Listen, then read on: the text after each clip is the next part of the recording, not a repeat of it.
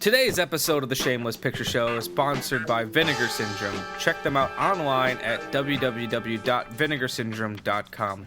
Vinegar Syndrome is one of the most interesting DVD and Blu-ray labels around because of their extensive catalog of horror, cult, exploitation, and vintage sexploitation films. Unlike most companies, Vinegar Syndrome is also a restoration company with their own in-house lab where they've done new restorations for companies such as Arrow, Massacre Video, and Draft House Films. Check out Vinegar Syndrome today and grab your copy of Dolomite, Sugar Cookies, Jack Frost, or even Psycho Cop Returns. While I'm a little more knowledgeable about the label than my co-host, I can assure you that I love their stuff. Whenever I'm at a convention, their table is one of the first I hit, and much to my wife's chagrin, I spend way too much time going over every single title. I own quite a few. So, once again, head over to www.vinegarsyndrome.com and grab yourself something cool. Seriously, my money is on Christmas Evil. Go buy it. It's John Waters' favorite Christmas movie. And therefore, it should be yours. He does a commentary on it. It's kind of great. He does a commentary with the director, which it's even better because he has a completely different opinion of what the movie's about than the director, which makes it even better. Vinegar Syndrome. Check them out online at www.vinegarsyndrome.com. That's for fucking with me, you no business born insecure motherfucker!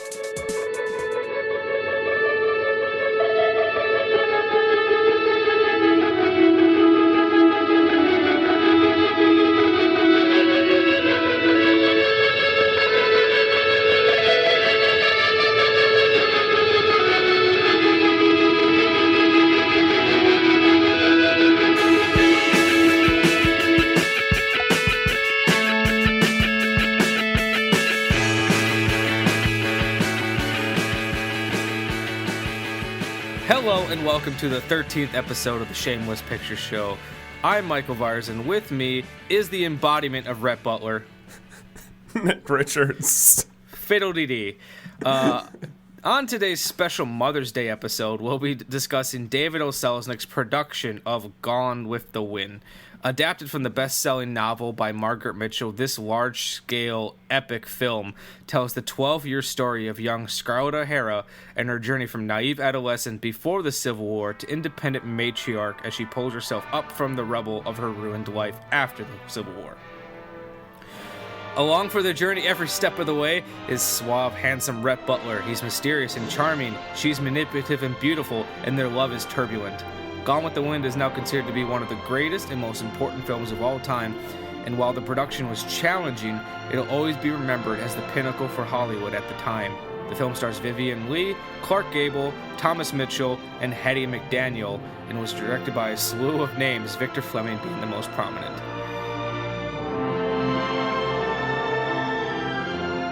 Gone with the Wind has captured the imagination and acclaimed an entire world. The screen has never known a love story to compare with this. When Rhett Butler meets Scarlett O'Hara. I love you more than I've ever loved any woman. And I've waited longer for you than I've ever waited for any woman. Scarlett, kiss me.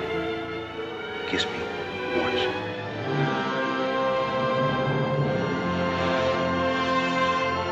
Can you honestly say you don't love me? No, I don't love you. It's a lie. Well, even if it is a lie, do you think I'd go off and leave Melanie and the baby? A love affair you'll remember as long as you live.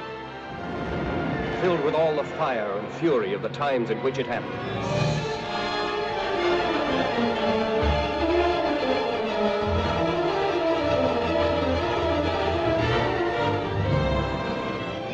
You've lived in dirt so long you can't understand anything else. And you're jealous of something you can't understand. It's not that easy, Scarlett.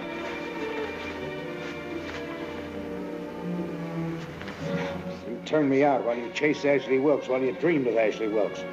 This is one night you're not turning me out. Gone with the Wind. First picture to win 10 Academy Awards. The most honored, the most talked about motion picture in all film history.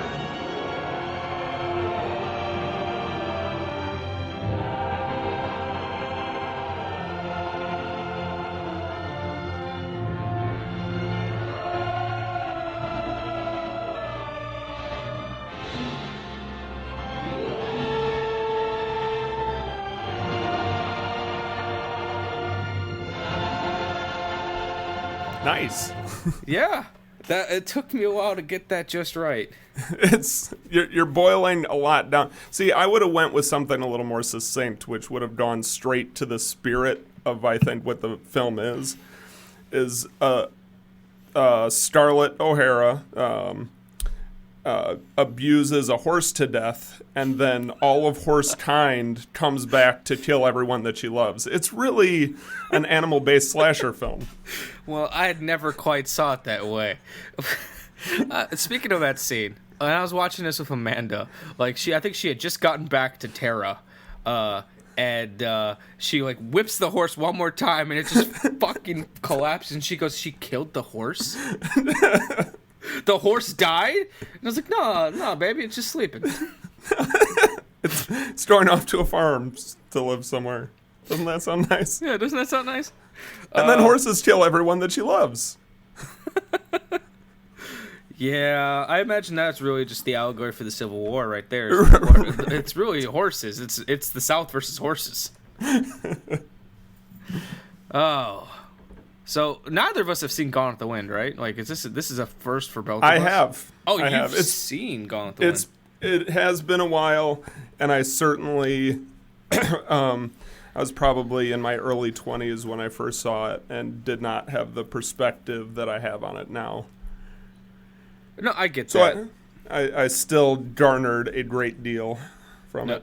No, I get that. And I feel like I saw bits and pieces of this movie growing up, and then I always heard my mother speaking about it, whom this episode is dedicated to.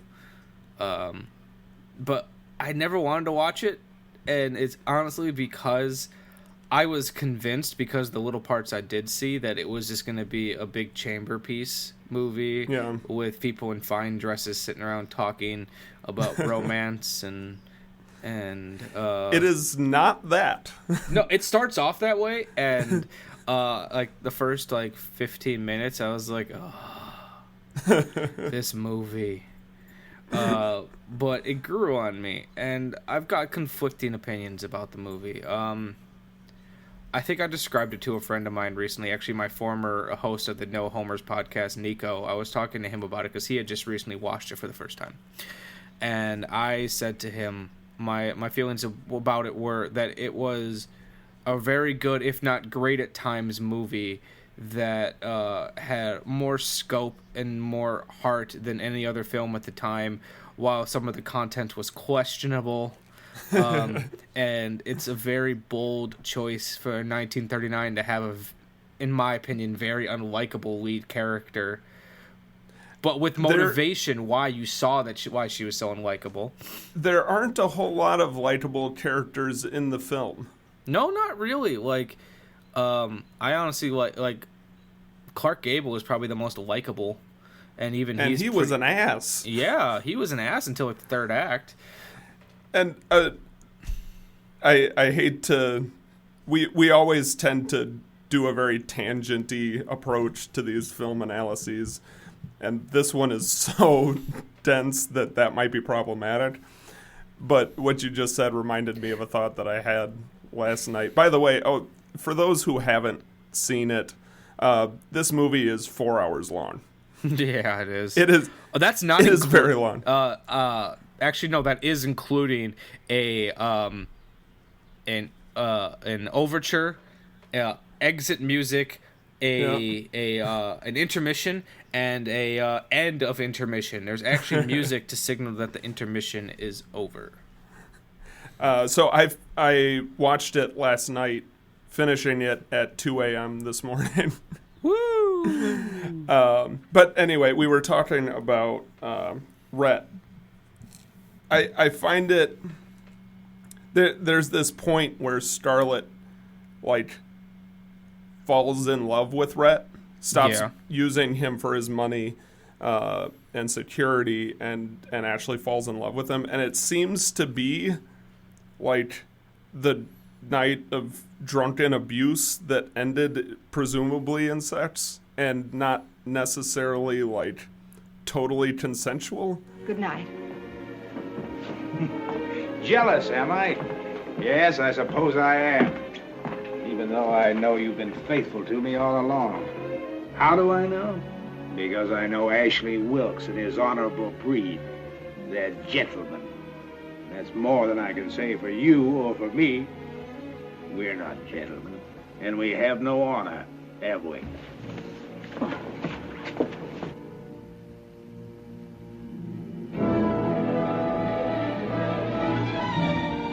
It's not that easy, Scarlett.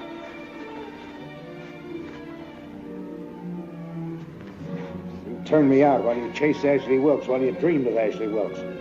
This is one night you're not turning me out.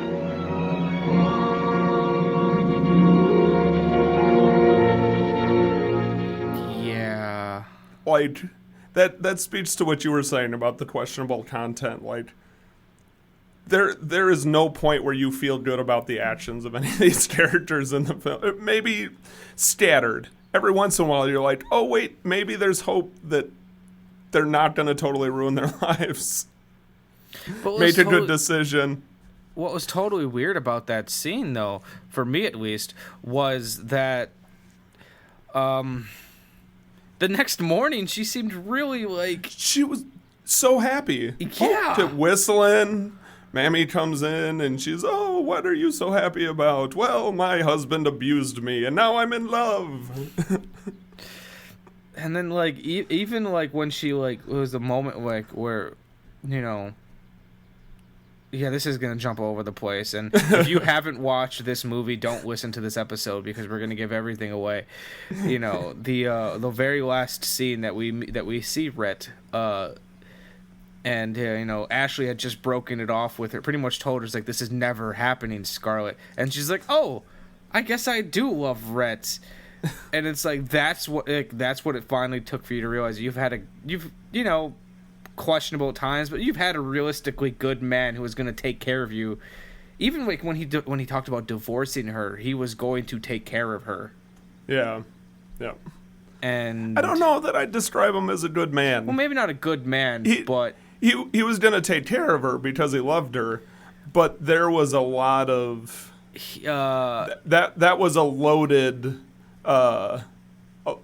relationship on both sides. He was like, a questionable man. Good father, it seemed like. He definitely cared more about their child than she did. Yeah. Well, I think for Scarlett, for Rhett, and he flat out says this, their daughter was, for him, Scarlett in child form, innocent, and something that he could channel all of his affection and love into because he couldn't channel it into Scarlett. For Scarlett, I think their daughter was a reminder that, once again, she has married somebody that she has no real feelings for. And that she has serious issues with. You know, some of the other ones, at least they were gentle, and there wasn't the same kind of emotional abuse that she had with Rhett. So, I mean, had she not been cruelly murdered by a horse seeking revenge, that kid was going to have a lot of therapy.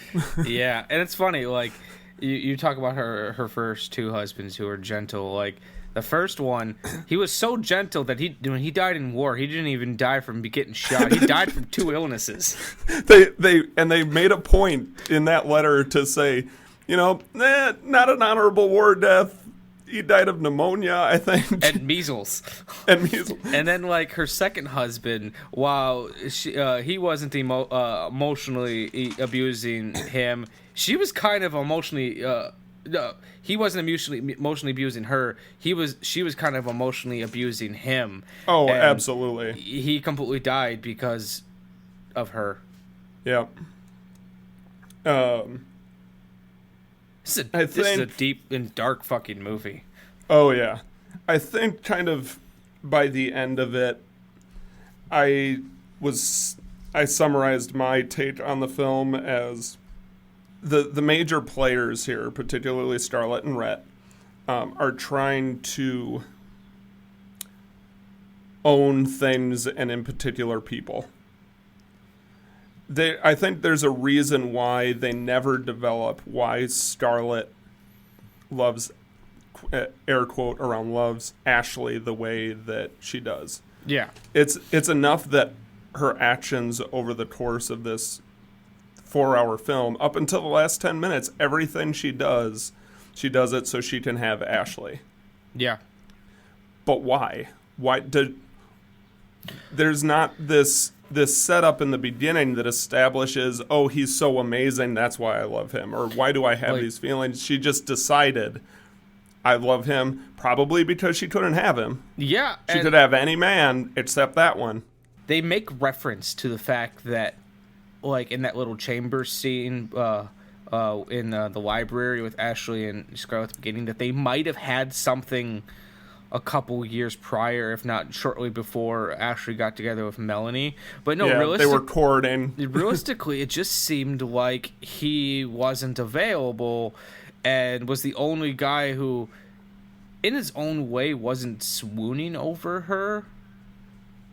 Right. Like the way that the other guys were. Like, we find out through the course of it that, like, he's definitely it's actually the hardest one to read because I can't figure out his intentions, but, like, at least to the extent of, you know, he might have interest in Scarlett, but not in the way that everyone else does, where, like, anyone else, Scarlett says hi, and they immediately walk away from their women, and just to, like, yeah, I'll eat barbecue with you, Ms. O'Hara. Well, Ashley is driven by honor and practicality. Those are his two defining features. And a lot of this, one of the big themes in the film is, like, honor versus heart or emotion. Mm-hmm. Can you honestly say you don't love me? No, I don't love you. It's a lie. Well, even if it is a lie, do you think I'd go off and leave Melanie and the baby? Break Melanie's heart? Scarlett, you mad? You couldn't leave your father and the girls. I couldn't leave them. I'm sick of them. I'm tired of them. Yes, you're sick and tired. That's why you're talking this way. You've carried the load for all of us. But from now on, I'm going to be more help to you, I promise. There's only one way you can help me.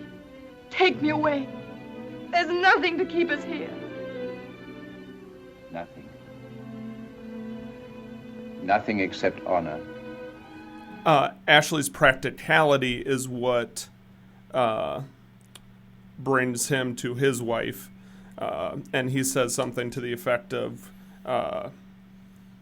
Ashley and Scarlett, that they were too different, and that's why they wouldn't work. So he needed to marry someone like him in order for that to work, which then sheds an interesting light on her and Rhett because they are so similar, but they still don't work. So if Scarlett can't be in a relationship that works because she'd be too different than the person, but she also can't have a successful relationship because she's too the same as that person, what is there for Scarlett? And I think that's what the core of this movie, what it's really about. I read I've been reading up a little bit about, like, the history of Gone with the Wind, the novel, the production, and just theories about it. And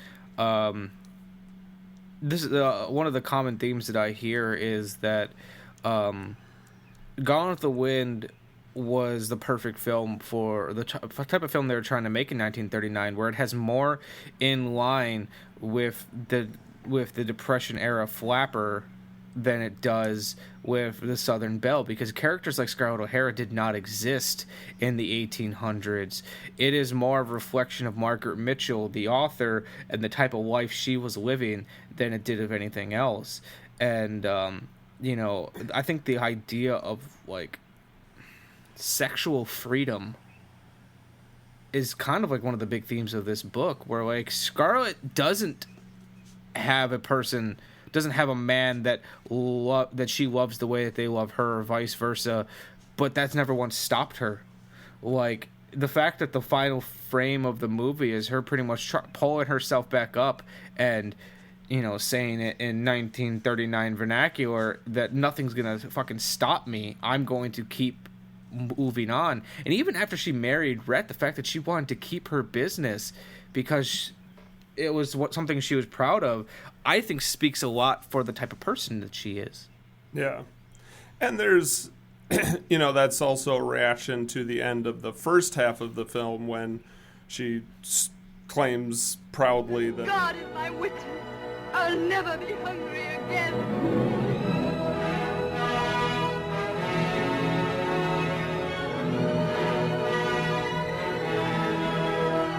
and everything in the second act is, or not act, the first half of the film and the second half of the film mirror each other in very, I'm sure intentional, but eerie ways, in that one of the main differences being in the first half of the film, she was doing everything in order to get Ashley.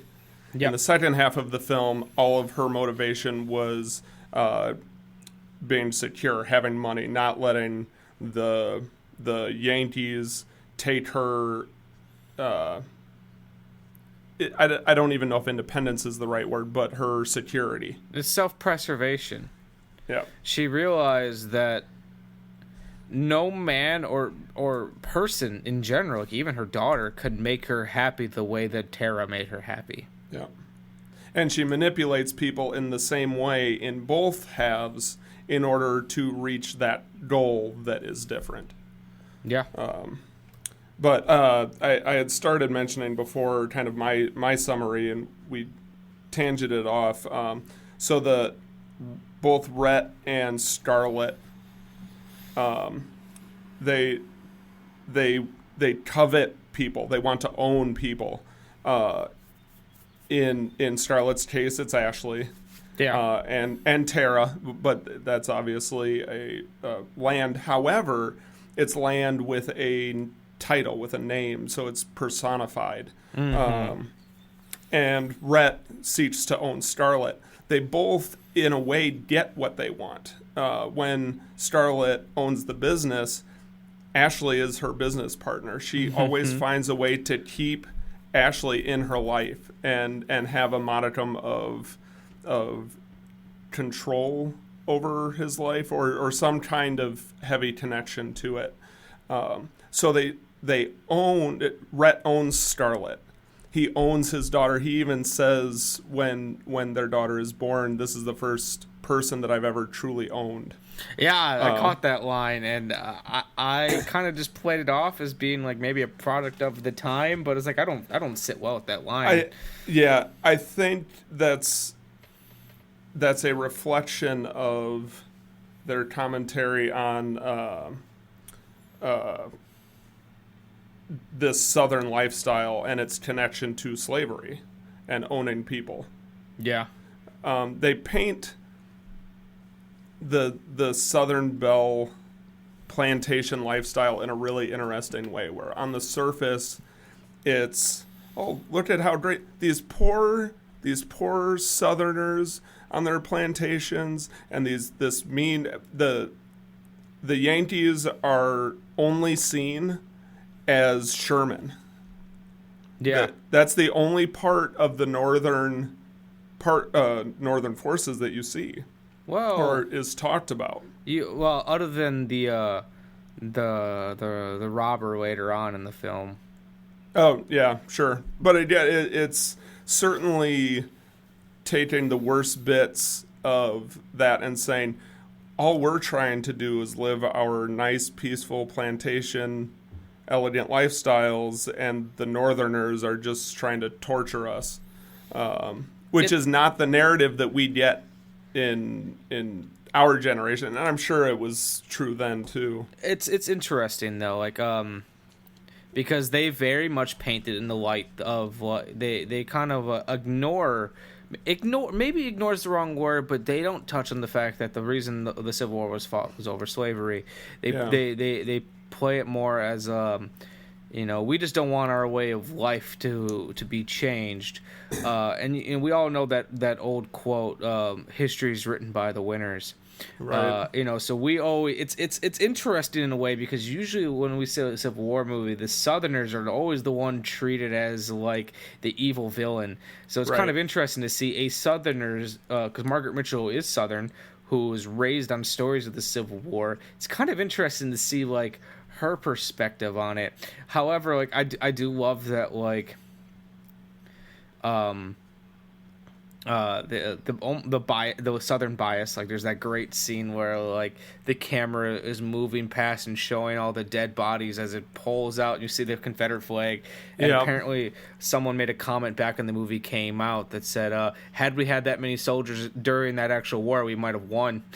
But it's interesting because, like, you know, at the beginning of the film, they're all like, "You don't want to go to war, Scarlet?" And just like this, they're all so like gung ho to go to war, and then like war happens, and they're like, "We're not ready. We don't know what we're doing." And I just love that they kind of get their comeuppance, and like they're slapped on the wrist, and like they're like, "Well, shit, we got ourselves into this." Right.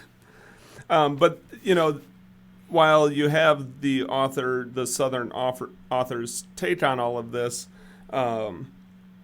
she also, through Rhett and Starlet, has this subtext commentary on kind of the foibles of trying to control and have power over people when they're not as invested in the relationship as you are. Yeah. When you're trying to get somebody else to do something for you because you want it, not because you collectively want it as a group. So I think there is some... It's not as pro-South as it seems on the surface. Yeah, and I'm kind of touching back on like questionable content, because we can't talk this episode without eventually talking about the big elephant in the room when it comes to this movie and racism. And it's interesting because I did some reading, and apparently this is the film that eventually began changing the way that African Americans were portrayed in films. Not completely, because they still had a long road ahead of them, but some decisions were made, like David O. Selznick, which at the top of the episode I said it was David O. Selznick's production of Gone with the Wind. Not taking credit away from the director, but he was the only force throughout the entire process of this film that stayed on. This film went through 5 different directors or so because of exhaustion or being fired or various things, and David O. Selznick was Scarlett whipped him one more time and he collapsed, foaming at the mouth. Yeah, and like did she just kill the director? He's the only one that stayed on, like so much so since they were rewriting the script daily. There was no actual account of how the script actually was, and so in the editing room they're like, we don't know what the fuck to do.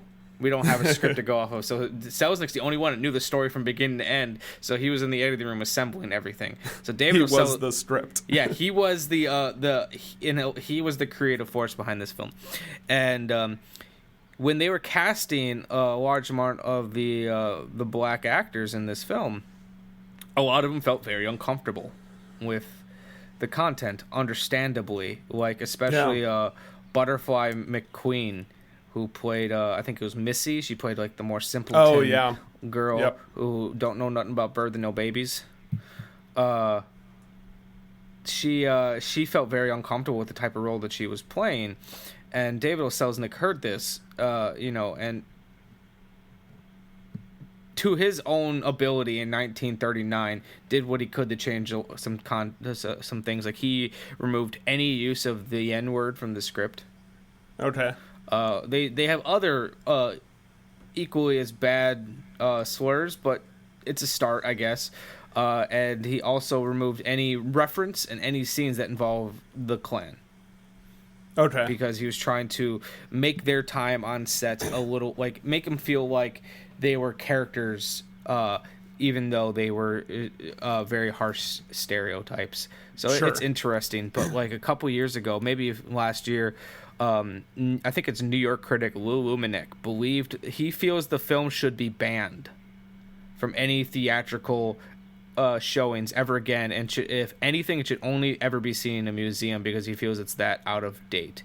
Which I wanted your opinion on, because I'm on a weird mindset where I get where he's coming from. It is out of date with its morals, but at the same time, I don't believe in banning films, banning books. I don't believe in that, because I feel like everything, good or bad, is a time capsule.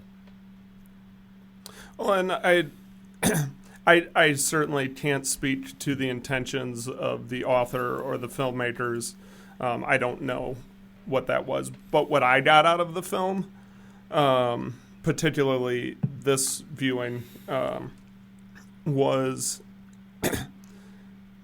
the death of that lifestyle, the death of that, or at least the beginning of the end, that Starlet's story paralleled the story of plantation life coming to an end.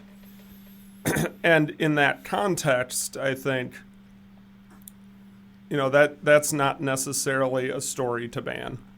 Yeah. I certainly think that the way that it was colored, again, as we spoke about earlier, colored plantation life as harmless. Mm-hmm. There's a couple of shots in the beginning of them working in the fields, but then you get the scene right after the intermission where Starlet and her sisters are picking cotton in order to keep Tara alive. No, I don't think it should be banned, and I agree with you that I don't think banning art accomplishes anything. No, I think about... Oh, continue. If it's a problematic piece of art, it should be kept available, but given historical context to say, yep, this is a sign of the times and it's problematic for this and this reason, and here's what we can learn from it. If you truly believe that a piece of art is insulting, problematic, out of touch, don't destroy it, don't hide it. Say, okay, this is a thing that a lot of people are aware of. Let's talk about it, discuss why it's a problem, so we can change the future. No, exactly. It's like, there's a lot of not references, but like, it's hard to talk about Gone with the Wind without mentioning Birth of a Nation.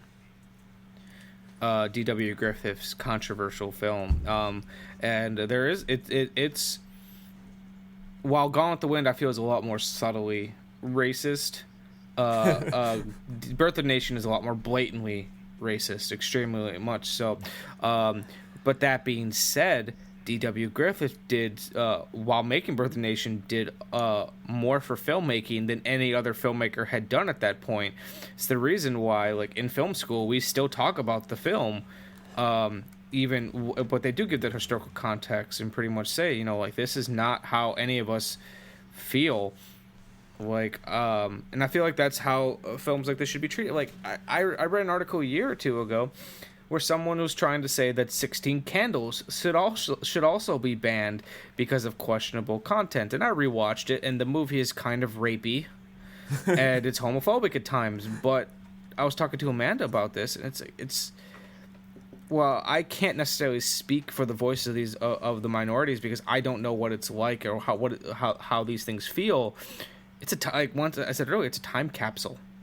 And if we were to, you don't have to like this movie, you don't have to respect this movie, you don't have to give this movie any two thoughts, but to ban it would almost give it more power because you are giving in to the people, incorrect thought instead of saying like, no, we're not going to ban this film, but instead we're going to tell you why this movie is incorrect. Right. Yeah. And as you said, and I was about to give the same disclaimer, like that it's really easy for me as like a straight white dude to talk about like what should and shouldn't be done with these pieces of art. But when it comes down to it, like I'm not the person who should be making that decision. No. I have like a broad idea of just art banning in general.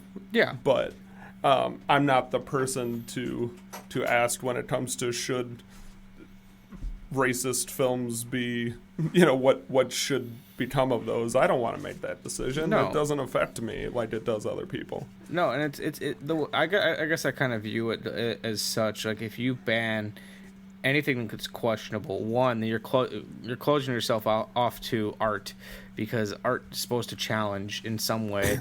It shouldn't necessarily like hurt a person, but there should be some sort of challenging aspect to it. And by banning something, you're closing yourself off to a completely different mindset. Not saying you have to agree with that mindset, but it's the same way of like, in today's political climate, there's a lot of people I don't agree with on my Facebook. And if I were to block every single one of them and just live inside my little bubble, I'm cutting myself off from different opinions. Even if I don't agree with 90% of those other opinions, at least then I can see it. Well, and you can understand if you take the time to understand the source of those ideas that you don't agree with, you can better argue your case or better define your side. I find that hearing somebody that agrees with me does really nothing to educate myself. When I hear somebody really smart who has a really dissenting opinion, like nothing clarifies my position more than that, because then I'm like, all right, well, why? It challenges me. Why do I think what I think? Does any of that change? And if it doesn't change, then it allows me to steel myself in that and figure out, when I'm presented with this other perspective, why do I think the way that I do? Why do I disagree with you? What information, what education do I need to get in order to figure out my perspective better? Yeah. Well, damn, that was dense. Yeah. And so now we should start talking about the film. Yeah. My next two notes are kind of amusing, because one of them is Scarlett is a twit. Fiddle-dee-dee. And then right after that, Rhett Butler, am I right? I don't even know what I meant when I wrote that, and I'm trying to decipher what the fuck I was. What's the deal with Rhett Butler? See, the thing that's difficult about Rhett Butler is, like you're saying, he's not a good person. No, terrible. But he's so fucking he charming. knows who he is. Yeah, and he's not manipulative. Starlet's very manipulative. Rhett will come out and say, I'm a terrible person. Yeah, or I'm a self-interested person. I don't do anything for honor. I do everything for me. Yeah, he spends most of his time at a whorehouse, and he's a blockade runner for hire. So any side that pays him more, he'll go and help. Right. But the fact that he's so very honest about his dishonesty, almost an honor amongst thieves, in a strange way, kind of gives him a pass. It's kind of like I've been referring to it as the Captain Jack Sparrow mentality. Captain Jack Sparrow is a fucking criminal, a crook, a terrible person, but yet everyone loves him because he's open about the fact that he's a terrible person. Pirates. And Clark Gable is a charming man. Yeah. My uncle, who I guess preface in saying is gay, he had the hugest crush on Clark Gable. Whenever we were watching Turner Classic Movies, he would put a Clark Gable movie on.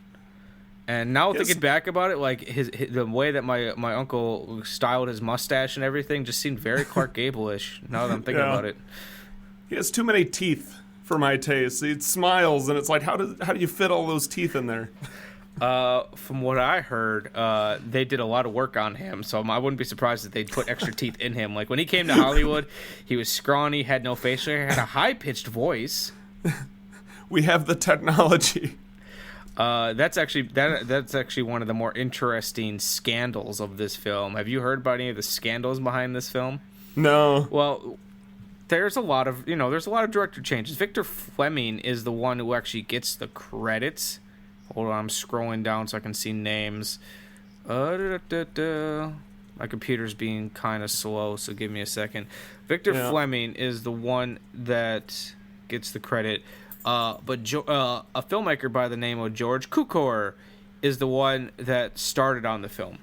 And they shot, I think someone said that there might be 4 solid reels left of his work in the actual film, which for a film this big is not that much. Right. But he directed a lot of these chamber pieces, as I keep calling them. It's, a bunch of people sitting around talking.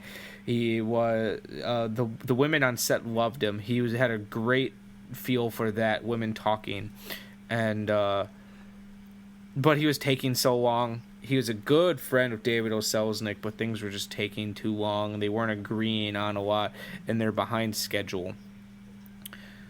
But Clark Gable was good friends with Victor Fleming because he had worked on a lot of westerns and war pictures, so they thought, let's bring him on. Maybe he'll have a different take on a lot of this, much to the chagrin of a lot of the female cast because they felt protected and safe under Cukor. But that's what the documentaries had to say. Right. If you look at kind of like, and that documentary was made in 1988, so it's like it hadn't like revealed a lot of the seedy underbelly of things. The reason I also heard that George Cukor was fired, George Cukor was gay.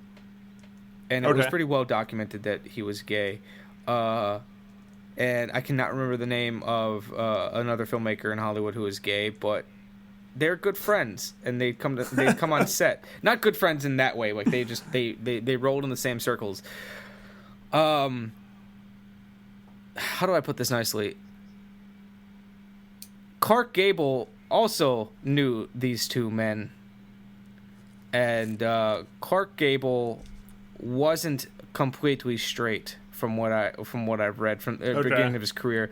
He was a womanizer in the worst possible way and a terrible drunk. When he first came to Hollywood, he'd shack up with wealthy older women for their money, and then keep sleeping around.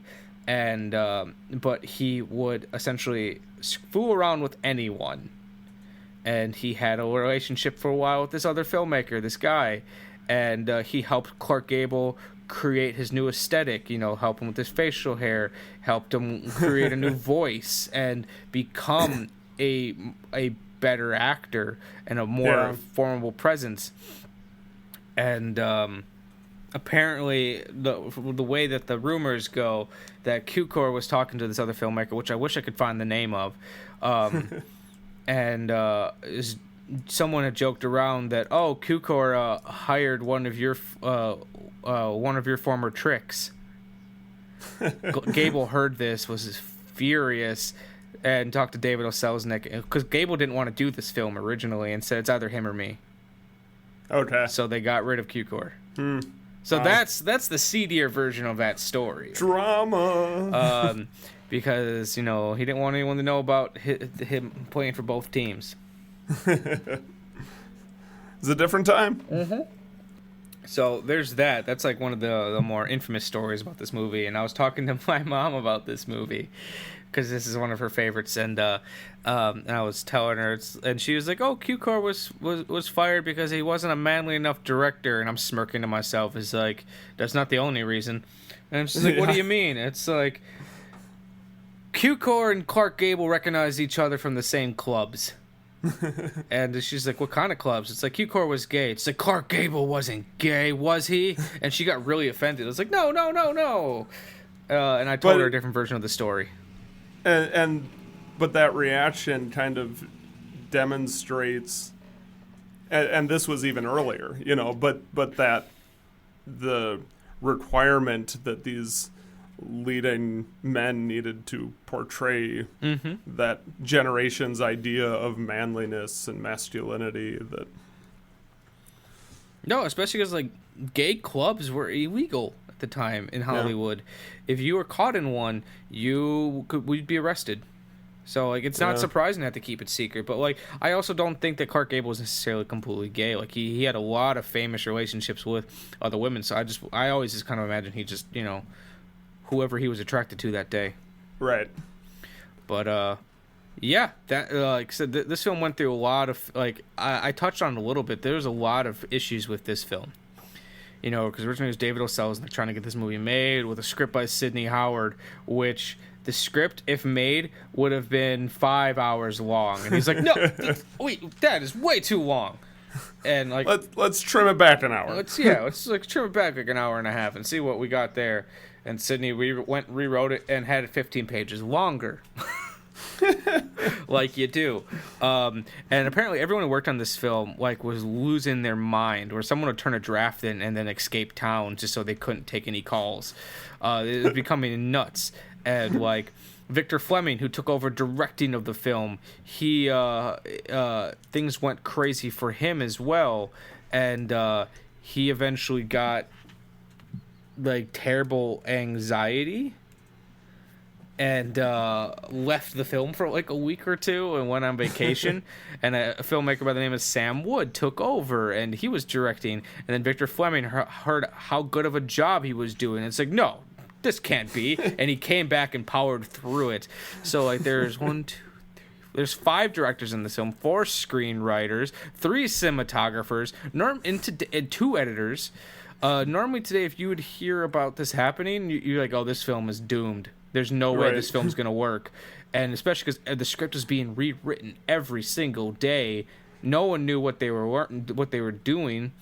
And it's now considered one of the greatest films of all time. David O. Selznick must have sold his soul to the devil to get this film done.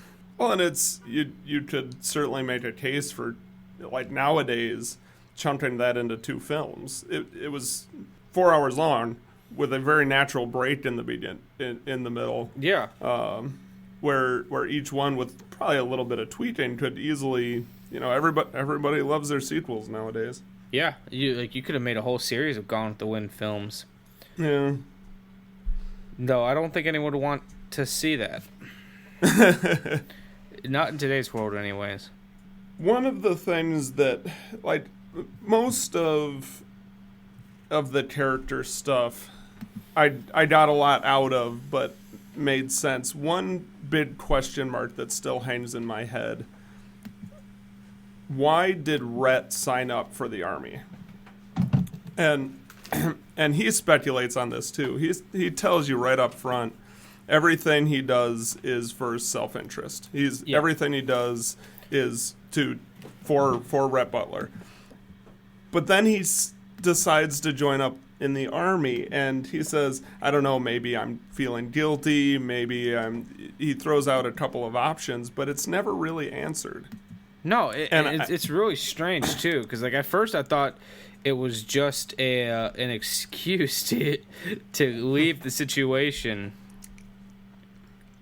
But all of a sudden he just got this insatiable need to do his civic duty. And the only thing I can think of is to see the burning of Atlanta and see all these people suffering for, and joining up with the team that he knows is going to lose, to maybe help them out. Yeah, he says maybe I just have a thing for lost causes once they're truly lost, and maybe therein lies the answer, because we've already established that Scarlett perhaps wants things simply because she can't have them. Yeah.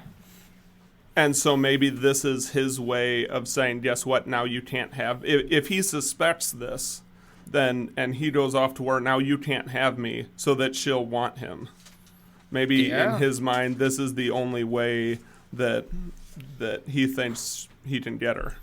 Yeah, and maybe I'm giving too much credit to his character, because now that even when I'm about to say it, just doesn't even sound like it's logical for what he would do.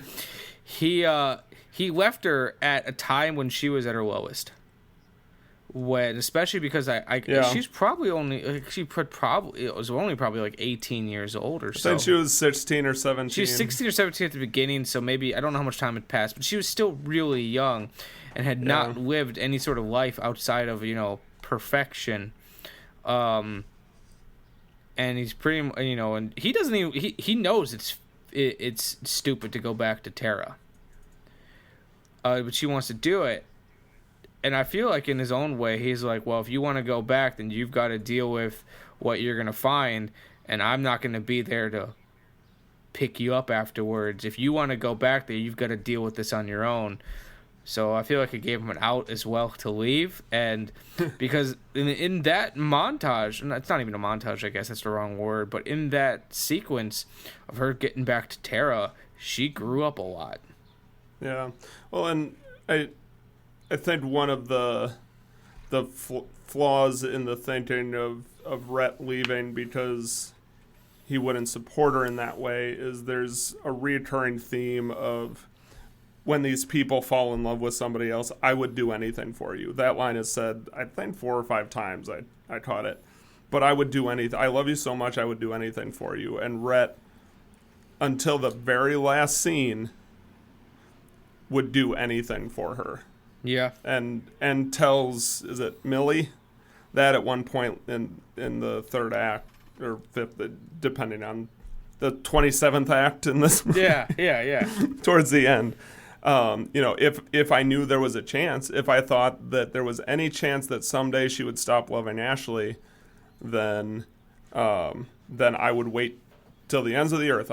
Because I would do anything for her. And I think when she was going back to Tara, he would do anything for her then. Yeah, probably. It's interesting though. Like one thing I paid attention to, and I appreciate it too, because like one of the earlier scenes when Rhett and Scarlett were dancing, he says, "I just want you to say to me what you said to Ashley that day, and that you love me." And she's like, "You're never gonna hear that," and he does. Yeah, and it's a day too late. Yeah, and I love that. I'm glad that they held it off until that very last scene. Yeah. Because then he doesn't give a shit. Like, nobody gets... Like, everybody is miserable by the end of this movie. And I say by the end, everybody is miserable throughout the entire movie. Yeah. It's just a series of, I want this, but it's torn away from me. I want this, but I'll never have it. That every character. And, like, seriously, Rhett's lucky he got out when he did, or else the horses would have come and killed him like they did her 2 other husbands. Right. Maybe that's going to be the sequel. They made a sequel. Revenge of the Stallions. They did. It's called Scarlet. It's called Scarlet. Oh, I'll have to watch that and see what the horses do. It wasn't it's based on a book which wasn't written by Margaret Mitchell, and it made it into a movie. I don't know. My mom has seen it, but I don't know what she thought about it. But no, it's good. Yeah. I think we should make a threequel and have it be about horses. There you go. It should be Scarlet Stallion, and there's one horse that has like red blood across its face because it's coming after Scarlet. Right. It's got her father's blood on him. Always looking at her through a window. I do have to say, I understand his motivation behind it, but I was really amused that not amused that the child died. That was sad because it really caught me off guard. But I was amused by the line afterwards that he went out and shot that horse in the head. It's like the horse didn't do anything. Didn't it, Michael? Didn't it? Your daughter's the one who wasn't listening, and trying to jump all right inside saddle. Well, if that horse wasn't a vengeful jerk. Something that I really enjoyed about the movie, too, was their use of color. Yes. And they used green, and a lot with Scarlett's outfits, too, but green to represent her envy and her jealousy. They used red to represent her passion and at least emotional adultery. Yeah. There's another scene where everybody is wearing black, except for Rhett, who comes in a fancy white linen suit, the white hat. Like everybody black except Rhett coming in there. Of course. That's how it works.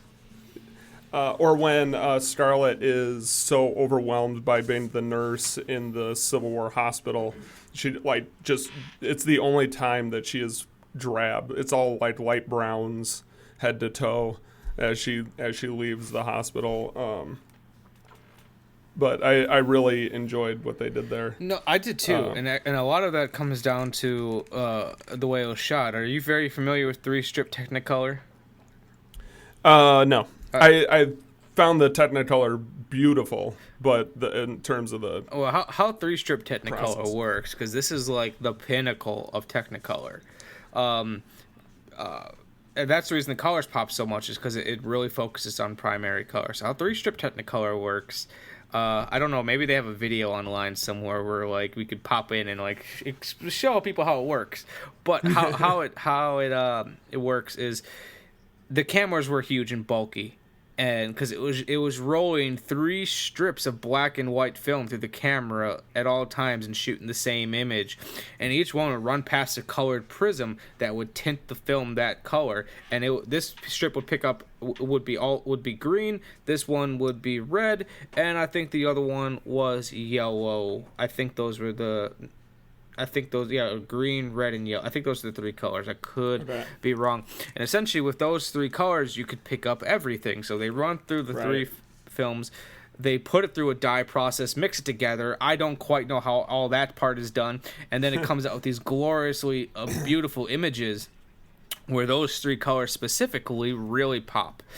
And the thing about Technicolor is it was such a finicky process where Technicolor actually if you wanted to use the Technicolor process, that you had to agree to their terms, and their terms were they would have a supervisors on set, one person whose job was to work with the set designers and could veto any colors or color schemes they feel we're not gonna work with the Technicolor process. And then they also had someone who worked with the cinematographer, especially if they've never worked on color features before, and if they weren't happy with their work, could fire them. Wow. And one thing, and they also have to use 3 times as much light to make these films work. Sure. And what's interesting though about watching it is, I was amazed, and I told Amanda this. It's like their use of darkness and shadow is so well. It's like I described it to her, and she hasn't seen as many black and white movies, but you might get this. It's shot like a black and white movie in color. Right. Like Citizen Kane would be. A lot of use of cookies, silhouette. Like you said, dark scene with this just like half of their face illuminated enough to see it. Like the scene where Melanie was giving birth, and like it's all through silhouette with the light coming through like the shutters, or that very questionable potentially rape scene where Rhett picks up Scarlet and he walks off into darkness. Right.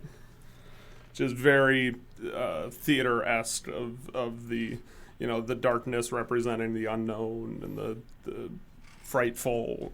Yeah, like, and I just, that was the biggest thing I took away from this movie. It was like, this movie is technically brilliant, and it's even better so like realizing that this movie created the idea that we'll fix it in post. Because there's so many times where they're making a scene and they didn't have enough of like enough money to shoot a set or something, so like that scene where Rhett builds Scarlet a new house and they're walking into it, the whole house is a painting. The only shot they could get was the actors walking into the studio in costume, and then they just painted everything around it. Like, they used so much matte painting on this film to extend things. None of the sets had ceilings. Okay. None of the sets had ceilings. They're all painted in to save on money. And awesome. Or like they would repurpose scenes. The burning of Atlanta, they just burned old sets. They burned the big gate from the original King Kong. Something about that reminded me of the scene in The Simpsons when they're filming the Radioactive Man movie and they're painting the horses. Why don't you just use cows? Can't use cows. Don't look like cows. You got to paint the horses. What do you do if you want something that looks like a horse? Usually we just tape a bunch of cats together.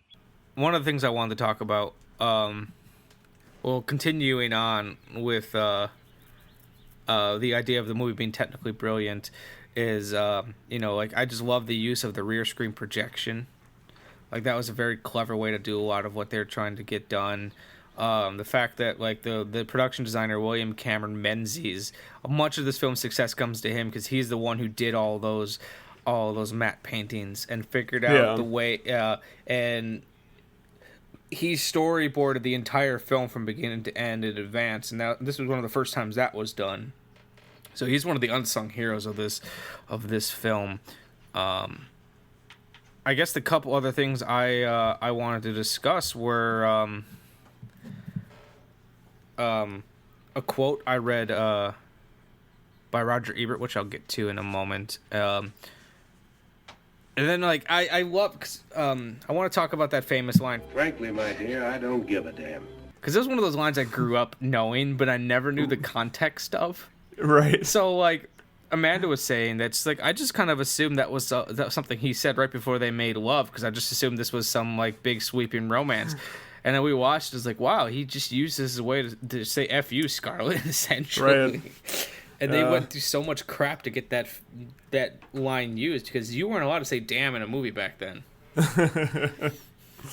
So, like, they had to fight the ratings Couldn't board. show bathrooms, couldn't show two people in the same bed together, couldn't say damn. No fun. No. How did anything good get made until we have our new liberal ideas of... No clue. But yeah, you know, clearly the most famous line, though there are several, that one's got to be the most iconic, and it certainly represents Rhett's change, because he's, again, with that I would do anything for you, Starlet attitude of I want to own you, I want to possess you, and finally he gives up and says, you know what, I'm out. Yeah. Even before when he left and he was giving her divorce papers, it wasn't I'm leaving you, it's that I'm recognizing that I can't have you in the way that I want you. Where at the end it's like, I don't care that you love me. I'm done. I'm washing my hands of all of this. Again, he was an ass. I don't want to paint him as like, oh, he finally got out of this abusive. No. He just went back to being 100% selfish rather than 95% selfish. He went back to the booze and the hookers. Right. Though there was that great scene with, God, what was the harlot's name? The like woman that ran the Betsy? burlesque house. Beverly? It's a B word. Bibby, Simpson, Swamson, Samsonite? Yeah, let's go with that. I knew it started with a B, though. Where they set up this foil of her and Starlet, of you two are really similar. Rhett tells her, you two are really similar, except you have heart. Yeah. And there's a regularly they're talking about people's honor and whether or not honor is important, and they show all of the gentlemen in the beginning acting very gentlemanly and southernly, and then they ask Rhett what he thinks of the war, and he acts in a very non-gentlemanly manner and tells it like it is, and then kind of says I'm sorry, I'm not a gentleman, I'm going to excuse myself. But so that there's that theme of do you or do you not have honor, and do you or do you not have heart. And it seems that both Starlet and Rhett have neither. Yeah. Where everybody else in the film at least has one of those two things, and they're played against each other. Mm-hmm. I don't have a whole... what are you saying? There's one more thing at the end one of my little quirks that I caught when Millie is dying, and her son, Bo, I believe, is upset, and it's morning, and he doesn't want, and Ashley's taking him to bed, and he says, I don't want to go to bed. He's upset about his mom being sick, and he says, I don't want to go to bed. It's morning. And the dad said, it isn't really morning yet. And clearly the double entendre of morning, that they're about to be mourning, but it's not here yet. She is on her deathbed. Yeah, I thought that was... she hasn't yet died. That was a really clever use of wordplay, and I think like the main screenwriter for this film, he was a theater, right? He wrote a lot for theater and did a lot of Shakespeare adaptations. Yeah, and everything. very and you could, Shakespearean wordplay. And you could kind of see that. I was gonna say I don't have a whole lot more other than a quote that I found that I feel like kind of sums up. Sums up Gone with the Wind pretty nicely, unless you got something else. No, No, I don't think so. Well, I have lots. I have pages and pages of notes, but I think we covered the spirit of what is in all of it. Once again, I need to get I need to get a lot better at remember finding the name of who you're quoting. Give me 1 second, and I will find out who this person was. Oh, it's actually CNN. All right, so here's a quote by Todd Leopold about Gone with the Wind that I felt like this summed it up very nicely. If you depend on movies for a clean, uncluttered, and accurate view of history, you'll be disappointed every time. Leave the history to the historians. Movies are storytelling, and few stories are told as well as Gone with the Wind. As Roger Ebert noted in 1998, it's still a towering landmark of film, quite simply because it tells a good story and tells it wonderfully well. And I feel like that's Gone with the Wind. Yeah. In a nutshell. Yeah. Before we wrap up for the day, though, I've got some obligations that I need to get out the way. Where we got to talk about my mom's other favorite film, Psycho Cop Returns. No, it's not really her other favorite film. I just love that we're pairing Gone with the Wind and Vinegar Syndrome's release of Psycho Cop Returns. A lot of similarities. Yes, a lot of synergy here. However, I think if I can convince you to buy any title, Nick, from Vinegar Syndrome, or maybe I'll lend you my copy and just mail it over. It'll be this one. Okay. Psycho Cop Returns is a comedy horror film directed by Riff Coogan, the nom de plume of filmmaker Adam Rifkin, best known for Detroit Rock City. There's not much story, but what I can tell you is it's the slasher version of Die Hard. Nice. Okay. A group of guys decide to throw a bachelor party in the high-rise they work in after hours, like you do, and a satanic police officer shows up to punish them. Larry and Brian thought they'd planned the perfect bachelor party. They took care of the booze. They took care of the boss. Yes! They took care of the girls. Women.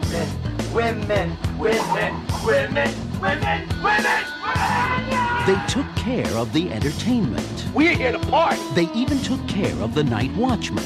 The only thing they didn't take care of was him. You boys wouldn't be planning anything illegal. Now they've got an uninvited guest. They're just having some fun. Until someone loses an eye. He's a cop. He shoots at people for a living. Chances are he's a little bit strange. Psycho Cop 2. Wonderful. So you can see all the similarities already of Gone with the Wind. Right. Yeah. There's some great things about it. One of the animators for The Simpsons, he wrote it. So it's got a great sense of humor. It's a crazy film, and I feel like it'd be great for an audience. Bob Vance from The Office. Hi, guys. Does everyone know my boyfriend, Bob Vance? Kevin Malone. Bob Vance, Vance Refrigeration. Stanley Hudson. Bob Vance, Vance Refrigeration. Ryan Howard. Bob Vance, Vance Refrigeration. What line of work you in, Bob? The one woman. The husband. Yeah, he's Psycho Cop. And he delivers all of his lines like Plastic Santa from the Santa Claus 2. Have your attention. Stop the work, please. Everybody stop the work. Merry Christmas. That's nice. I have a little announcement to make. From this moment forward, we're not going to make any more toys. The children of the world don't deserve these presents. They're running rampant with naughtiness. So for this Christmas, we're going to give those greedy, selfish little kids exactly what they deserve. A beautiful, high-quality, yet low-sulfur variety of coal. So if you've seen the Santa Claus 2 of Tim Allen, when he creates Plastic Santa... what an interesting stew of references you've just created. Well, I realize we've had no references to this entire episode because it's been a very dry, studious episode, so I thought I should throw them all in right now. The film was made in a weekend. It was trying its hardest to make the next Freddy Krueger. I loved this movie. It's not particularly well made. That's being a little harsh. It's made as well as it could be in a week for its budget. Yeah, I was just gonna say for a week. I'm assuming feature length. It's not a whole lot of story to it, and it's a lot of running around the high rise and like as the Psycho Cop comes and kills them all. And if you look up the description for the original Psycho Cop, which you don't need to see to enjoy this film, it says a satanic police officer makes comments as he kills teenagers, because everything he says, he's got a terrible pun with. Let me see if I can pull up the quotes for Psycho Cop 2, because everything he says is a pun.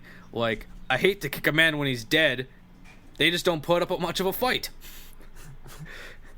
Or there's a great one. He throws a woman off of the high rise and she lands into a trash can. And his line is, "If you act like trash, you get treated like trash." And of course, when he kills these two people having sex, he of course has the great confusing line, "I'm beginning to suspect foreplay." Everything about this movie just amused the hell out of me and Amanda. And there's a pretty good making of documentary on the disc as well, where they talk to the filmmakers and the actors and everything, and just talk about like how fun it was to make this film, but then also just about like the indie spirit that went into it, because Adam Rifkin, he was trying to make like real films at the time too, but he thought, how often as a filmmaker do you get to practice your craft? You don't. Sure. So he said, if I make low budget, horror films for direct to VHS that have nudity and blood, it gives me an excuse to direct, and it doesn't hurt me because I'm using a fake name.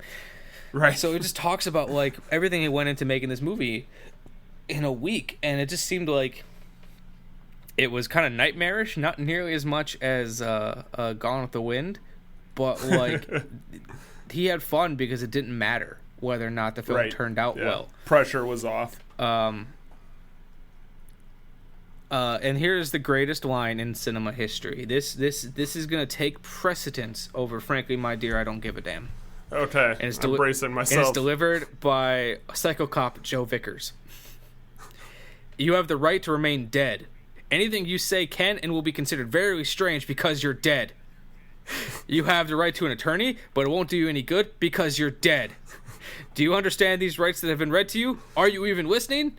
It would be a lot easier if you would be a little more cooperative."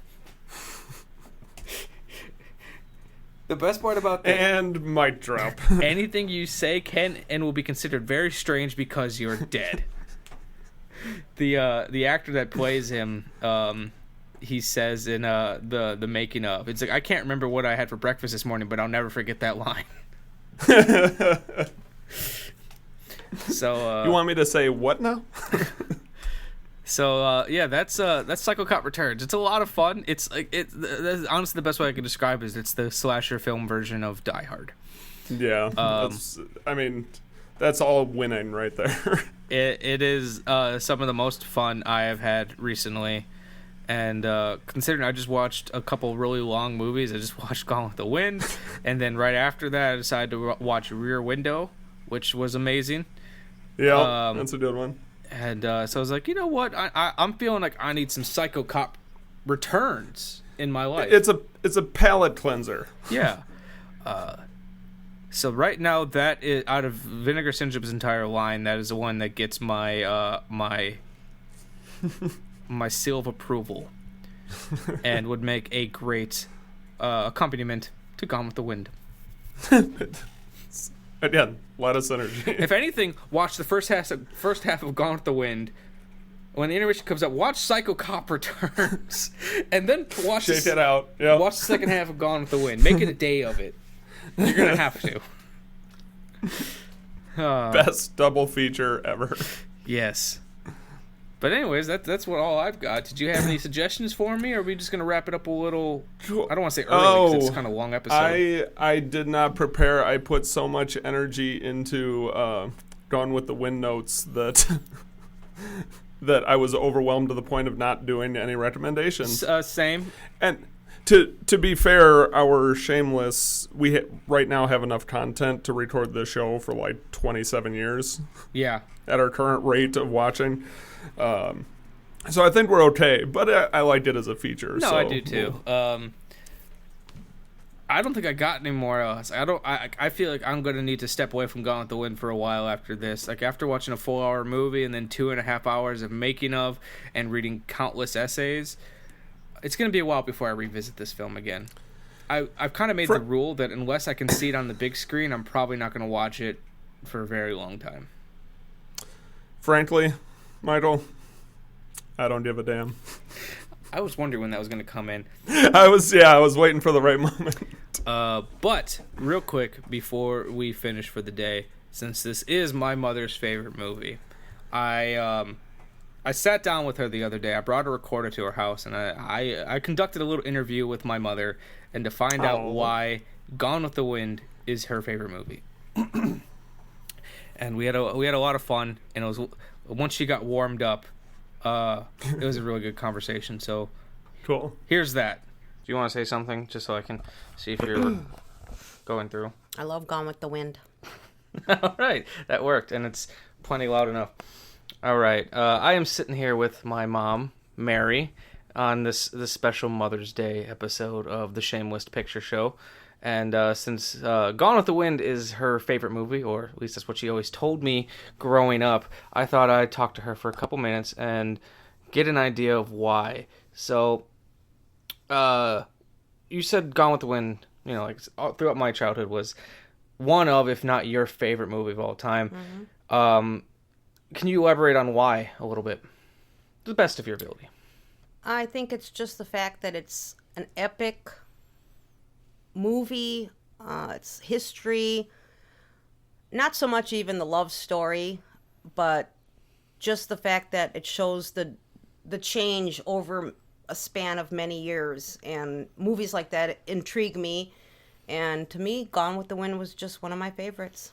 And I believe it spent quite a bit of time, because I believe when the book and movie began, Scarlett was only Scarlett was only like 16 years old, and I think by the end of it, she's 38. Yeah.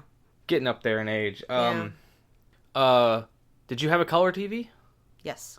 So you got to see it in its full color, because Gone with the Wind is known for its vibrant use of color, because it was used with the three strip Technicolor process. Do you know anything about that? Yes. When was the first time you saw it, if you can remember? I would think probably middle school. Probably on TV. Most likely, yes. How did it work? Since the movie's a 4-hour movie with an intermission, intro, and outro music, like it must have been an event, like... Oh, yeah. I mean, movies like that, they would have it like 2-3 nights, it would be, like a mini-series. Yeah, so they couldn't show it all one night. And, there weren't DVRs back then, there weren't, anything to record, so if you wanted to watch a movie, you had to be in front of the TV to watch it. There was no way to pause TV back then, so like they'd show it in half hour increments. Probably, I would say probably like 2 hours, but then again there'd probably be commercials, on regular local channels. So they probably put it on probably 2 to 3 nights, I would assume. Well, Nick, I can honestly say that this episode is now Gone with the Wind. Oh, was. I'm gonna need so many drum rim shot sound effects in this episode, which I expected with it being Gone with the Wind. A lot of bad puns and especially that we paired it with Psycho Cop 2. I mean, what else would you pair it with? That's the through line right there. Is bad puns. I think that's all you need. Yep. All right. I concur. All right, Nick. I think this is one of our longer episodes. My runtime is 1:19 before we cut stuff out. So, yes.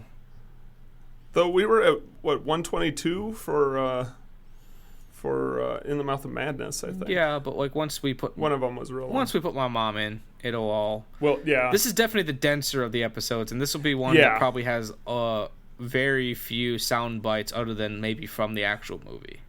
This was like all content. There's no fluff in this episode. No, and I rely on fluff to keep these episodes going.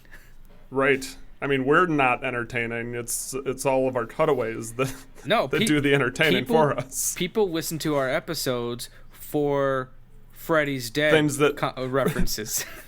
For things they could just watch on YouTube. Yeah, but instead they're like, oh, I want to hear what Michael and Nick are going to say about Freddy's Dead, or about Butch Patrick, or about killer horses. I want to write an entire essay now about how Gone with the Wind is just about a murderous band of revenge horses. I want to make a film, a short film based on that. I want to make everything like it's Rosencrantz and Guildenstern are dead, but instead of Rosencrantz and Guildenstern, what the horses were doing during all these scenes. Totally. I almost made, because this is audio and you can't see it, Nick almost choked on his coffee. Well, they can watch it on the YouTubes. On the YouTubes? Yep. Oh, you sound so... YouTubes. I can't even think of, you sound like George Carlin doing a skit. Yeah, well, it's... the deep Chicago accent, have 2-3 brats in an old style kind of well, super fans doubles. Now I want a brat, damn you. They're so delicious. I know. Okay. All right. But this is probably real quick. I think the last thing I need to ask you before this show is over. Okay. How are the brats in Maryland? Well, I actually was always a big fan of Johnsonville, which I'm pretty sure is a Wisconsin brand, and we have those out here. Though the best ones are always going to come from like the kind of places where somebody sticks an open flag out on their front porch, and then you pull down their driveway into their shed, and like half of a pig is hanging upside down in a dusty, unsanitary place, but the flavors are off the hook. No, it tastes like swine and sawdust. Yeah. But we don't have those out here. When you see that sign and you pull into somebody's shady driveway, it's crabs and oysters. That's good to know. Yeah. All right. So come on down to the Eastern Shore. Oh, we're hoping to at some point. Yes. Not going to be right away, but we'll plan on it. But I feel like that's all we got. I think so. All right. We'll see you next time. Until then, let us know what you're watching. Let us know what's on your shame lists. I'm eager to see how it compares against ours. Yeah, and as always, like and rate us on iTunes, Google Play, Stitcher Radio, SoundCloud. Just share us. Do anything. Just let us know that you are listening. We appreciate the private messages saying how much you like our show, but post something on the page. Don't be ashamed. Don't let us be on your shame list. Ooh, I feel like that's how we're gonna end this. Nice. All right. Bye-bye. Peace out.